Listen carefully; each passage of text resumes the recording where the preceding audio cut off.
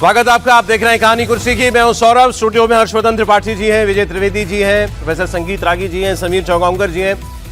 अब बात करते हैं अमेरिका और ईरान के बीच समझौता होगा कि नहीं। राष्ट्रपति ट्रंप आखिर सोच क्या रहे हैं? क्यों आखिर इजरायल के साथ उनका कोई जिसे एमओयू कहा जा रहा है होना है, वो बन क्यों नहीं पा रही बात? उस पर अभी पीछे खबर आई थी कि इन्होंने अपनी नेशनल सिक्योरिटी टीम के साथ पूरी मीटिंग भी की, बल्कि इन्होंने एक्स पर पोस्ट करके, ट्रूथ सोशल पर पोस्ट करके ये बताया था कि मैं हॉर्मुज खुलने जा रहा है, मैं ब्लॉकेड हटाने जा रहा हूं और मैं अपनी टीम के साथ अभी बात करूंगा और उसके बाद सब कुछ हो जाएगा।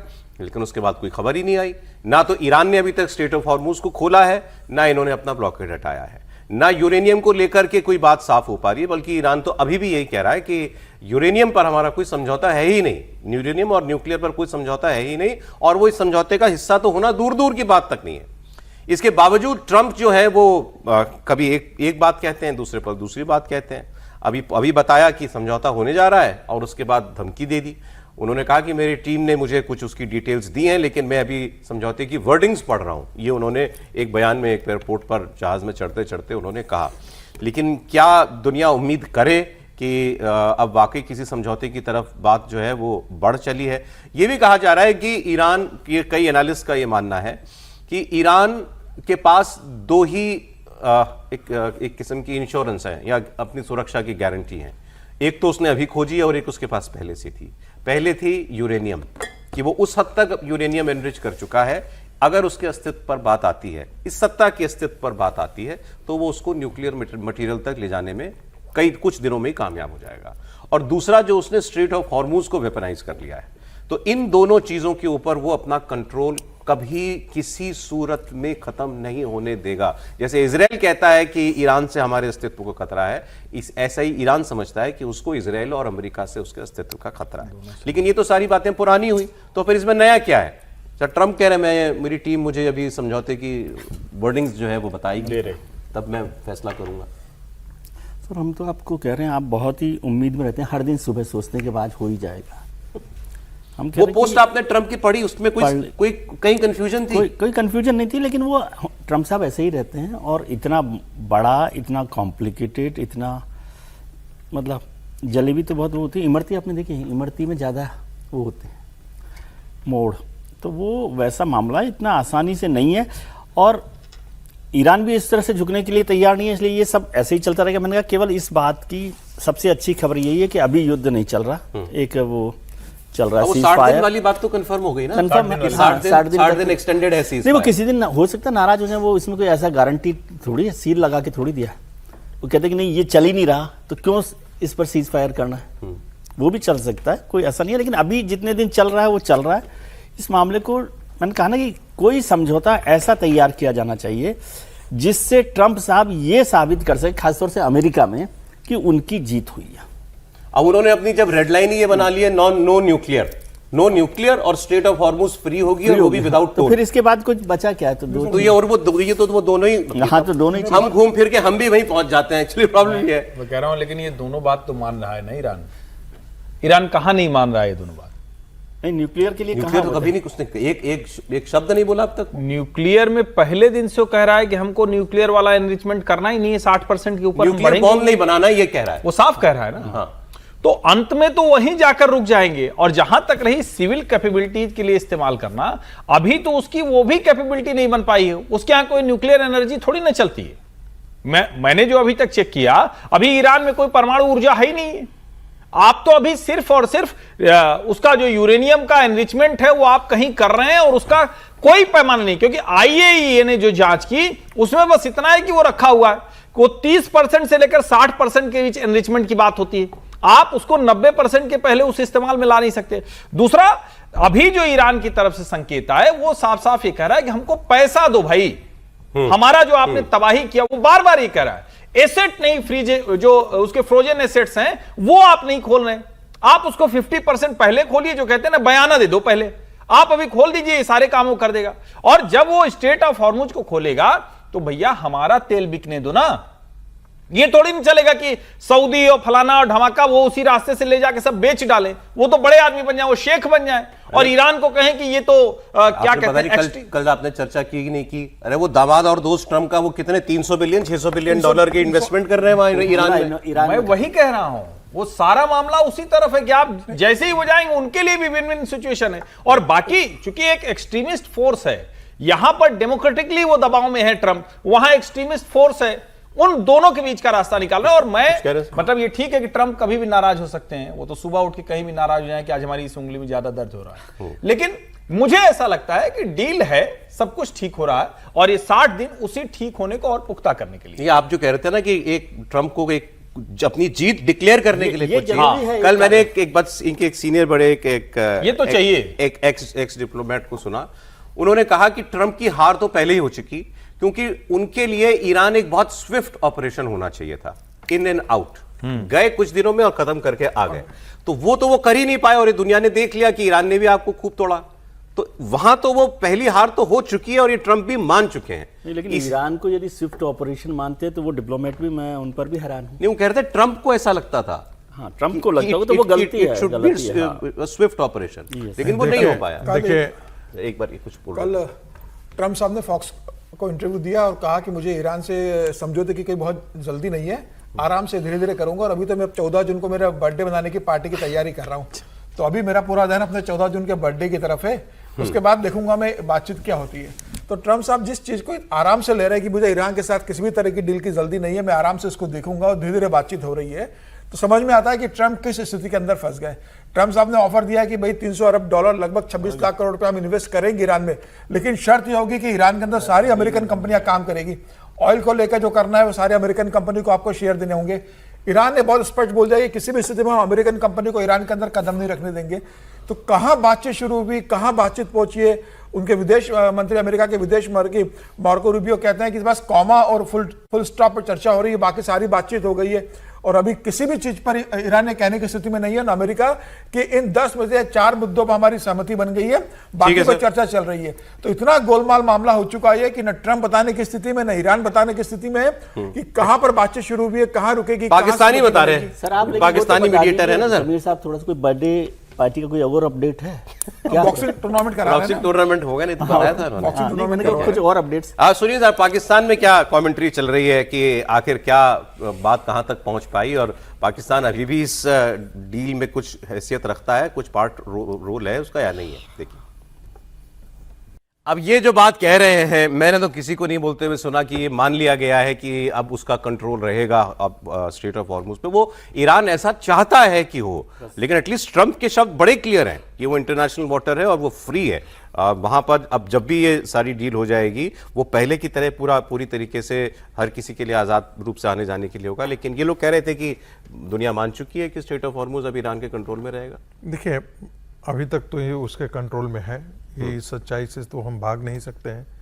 जितने जहाज़ों को 171-172 के आसपास रोज जहाज निकलते थे स्ट्रेट ऑफ हॉर्मुज से, आज 20-22 जहाज निकल रहे हैं, और वो भी उससे परमिशन लेकर के निकल रहे हैं, ये भी एक सच्चाई है। तो जो पूरे क्राइसिस हुआ है वो तो क्राइसिस स्ट्रेट ऑफ हॉर्मुज के, यदि स्ट्रेट ऑफ, आप एक पर्सपेक्टिव को ये ध्यान में रखकर कि यदि स्ट्रेट ऑफ हॉर्मुज पर ईरान का कब्जा नहीं होता, तब ईरान के अंदर युद्ध की स्थिति क्या होती? अमेरिका पीट पीट करके मार दिया होता। बिल्कुल, समझ रहे कि नहीं? दूसरी बात, अमेरिका को जितना डिफेंस सिस्टम देना चाहिए था कतर के लिए, बहरीन के लिए, यूएई के लिए, सऊदी अरब के लिए, संभवतः अमेरिका ने ये नहीं सोचा था कि युद्ध यदि होगा तो खाड़ी के जो देश हैं, हमारे जो मित्र देश हैं, एयर बेसेस जहां पर हैं, वहां पर भी ईरान उनके सिविल एस्टेब्लिशमेंट को भी वो हिट करेगा। बिल्कुल। उसका क्या स्ट्रेटजी रहा? उसने सोचा कि अरे क्यों ना हम दुबई में मारें, बड़े बड़े होटलों में मारें, ये कह करके कि मारें कि यहाँ पर अमेरिका के आर्मी के लोग बैठे हुए हैं होटल में, ये कह करके मारने, बोलने में क्या है, हम जस्टिफाई कर दे रहे हैं। लेकिन उससे हुआ क्या कि जितने बड़े बड़े कॉरपोरेट जो थे वो दुबई के अंदर जो थे, उनके हेड ऑफिस थे, हेडक्वार्टर थे, उनके रेसिडेंशियल, वो सारे के सारे एक समय उनमें लोगों में दहशत बैठ गई। नतीजा ये हुआ कि युद्ध को अमेरिका जिस रूप से मोड़ना चाहता था वो मोड़ नहीं पाया। आज की स्थिति यह है कि स्ट्रेट ऑफ हॉर्मुज पर उसका कब्जा है। इस सच्चाई को हम ये और बात है कि स्ट्रेट ऑफ हॉर्मुज से ईरान जो अपना हित साधना चाहता था वो भी नहीं हो पा रहा है, क्योंकि उसके जहाज नहीं निकल रहे हैं। उसके इस नेगोशिएशन में किसका अपर हैंड है अभी? मुझे तो लगता है कि ईरान का अभी अपर हैंड, ईरान का अपर हैंड है। समीर जी, चल रहा है। ईरान, सर आपको क्या लगता है सर? नहीं, ईरान का कोई अपर हैंड वाली बात नहीं। ये युद्ध अमेरिका के पक्ष का ही खड़ा हुआ है। उसको पूरी तरह से कैसे ले जाया जाए? ईरान का अपर हैंड किस चीज में है? स्टेट ऑफ हॉर्मुज पे, स्टेट ऑफ हॉर्मुज बंधक बनाया हुआ है उसने। बंधक वहां तो वहां पर आर्मी के, ये अमेरिका की नेवी भी वहां पर क्या कर पा रही है वो मिसाइल फेंकता है, ये पीछे चले जाते हैं। नहीं, तो वो भी क्या कर पा रहे हैं? वो भी क्या कर पा रहे हैं? दोनों लोग वो है ना, नहीं, ईरान ये बर्बाद अपर हुआ है, वो ठीक है, पर हाँ, उसने अपर पूरी है। दुनिया को हॉस्टेज तो बना लिया ना सर, और बनाए हुए हैं। नहीं, लेकिन मुझे लगता है कि अमेरिका को आप बहुत कमजोर तरीके से मत देखिए, वो बड़े मजबूत तरीके से। और आप सोचिए कि जो बड़ी ताकतें थी, रूस और चीन, क्या वो ईरान के साथ उस तरह से सामने खड़े होकर रही हैं? नहीं है।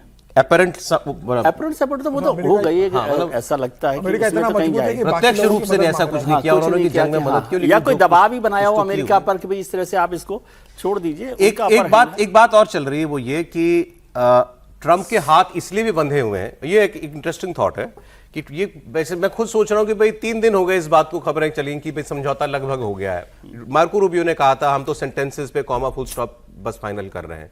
फिर इनका खुद का पोस्ट आ गया कि वो लिफ्ट का मैं ब्लॉकेड हटा रहा हूं, वो स्ट्रेट ऑफ हॉर्मुज को कुछ नहीं हुआ। फिर वहां बात ये चल रही है कि इजराइल किसी भी सूरत में युद्ध नहीं बंद करेगा, और उसमें यह कहा जा रहा है कि इजराइल जितना मजबूत है उससे ज्यादा मजबूत अमेरिका की इजरायली और यहूदी लॉबी है। और वो लॉबी ये चाहती है कि ये ईरान का थ्रेट हमेशा के लिए खत्म होगा, तभी बात बनेगी। अब वो युद्ध से हो चाहे फिर उससे समझौता ऐसा कराओ। त्रिपाठी जी, क्या है ये इजरायली लॉबी जिसको कहते हैं? हमने भी बहुत सुना है ये सालों से कि बहुत बड़ी जूइश लॉबी है। वो तो कहने वाले तो कहते हैं पूरी दुनिया की इकोनॉमी को उन्होंने कंट्रोल किया हुआ है। सच है क्या बात ये? देखिए, कुछ हद तक तो ये सच ही है। और जब हम कहते हैं ना कि अमेरिका को दुनिया भर के लोगों ने बनाया है, तो जब हम यहूदियों की बात करते हैं तो सबसे ज्यादा इनोवेटिव अगर कोई एक, मतलब समाज अगर एक कहें तो वो सबसे ज्यादा है। वो चाहे मतलब फिजिक्स से लेकर और जितने तरह के नोबेल मिलते हैं उसमें हिस्सेदारी हो, जितने नए तरह के टेक्नोलॉजी के हों, जिसको हम कहते हैं कि आज के समय में तो दूसरे की बात जान लेना, यानी इसको सामान्य भाषा में कहें तो स्पाइंग, उसकी टेक्नोलॉजी हो, और जो एजुकेशन सेंटर है उसमें यहूदियों ने जो काम किया है वो कमाल का किया है, जिसका अभी तक कोई मुकाबला, कोई तोड़ नहीं आ पाया है। बीच में एक तरह से कहें कि जो वो लॉबी थी उसने काम किया कई जगह पर, वो हमने देखा भी कि कुछ थोड़ा मारामारी हुई।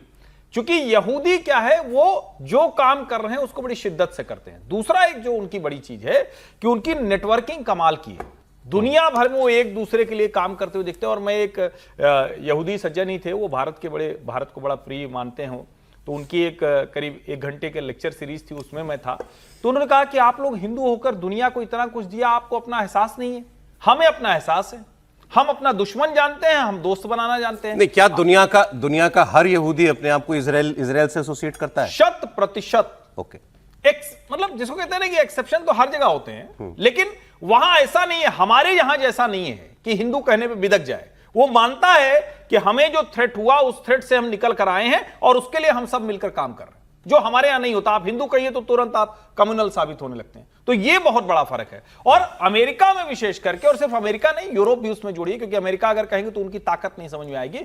यूरोप और अमेरिका में सारे इंपॉर्टेंट इंस्टीट्यूशंस पे अभी भी यहूदियों का कब्जा शब्द नहीं कहूंगा कि प्रभुत्व है। प्रभुत्व। एक चीज, यदि आप इजराइल को तेल अवीव यहूदियों से अलग करके कैसे मतलब समझ रहे हैं? मैं नहीं समझा। नहीं, मैं कह रहा हूं कि इजराइल और यहूदी तो नहीं, बट सिनोनिम है।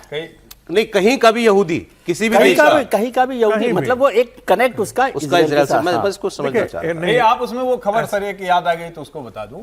जब इजराइल सारा तेल अवीव से लेके सब बंद हो गया था, लगा था कैसे जाएंगे, तो उस वक्त वो विशेष विमान से अपने देश लौट रहे थे। उनको लग रहा था ठीक है अब लड़ाई का समय है तो अब चलो हम लौट चलते हैं। तो वो मतलब वो समाज कुछ है उसके अंदर कुछ। और मैं तो कह रहा हूं, मैं एक लाइन फिर से दोहरा रहा हूं कि उन यहूदी सज्जन ने कहा, जिस लेक्चर सीरीज में मैं सुन रहा था, उन्होंने कहा कि हिंदुओं को अपनी ताकत का, अपनी शक्ति का और अपने दुश्मन का एहसास नहीं है। ये उन्होंने स्पेशली कहा। जी सर, कुछ बोल रहे थे? मैं कह रहा था कि अपवाद होते हैं। तेल अवीव में एक हार्वर्ड के प्रोफेसर थे, वो कह रहे थे, हम लोग वहीं पर थे तेल अवीव में ही, तो कह रहे थे कि हमारा और मुसलमानों का जेनेटिक एक ही है। हाँ, तो एक ठीक ही है कि नहीं? वंशावली एक ही है। तो उसमें जो कई लोग थे वो भड़क गए, बोले कि ऐसी क्या बात कर रहे हैं, या इतने दिनों से हम लड़ रहे हैं, इतने लोग हमको मार रहे हैं, फिर भी तुम बोले जा रहे हो। लेकिन वो हार्वर्ड के प्रोफेसर थे, तो हार्वर्ड के प्रोफेसर ऐसा बोलने की हिम्मत कर सकते हैं। दूसरी बात, भारत के लिए उनके पास अगाध प्रेम है। ये यदि आप उनके एयरपोर्ट पर चले जाएं, यदि उनके मेन सिटी सेंटर चले जाएं, तब आपको दिखाई देगा कि दुनिया में वाकई जब हम कहते हैं ना कि भाई यहूदियों को जब कोई सभी लोग मार रहे थे, सभी लोग पीड़ित कर रहे थे, दुनिया में अकेला एक भारत देश है जिन्होंने उनको शरण दिया। और इस चीज को वहां का पूरा नेशन भूलता नहीं है।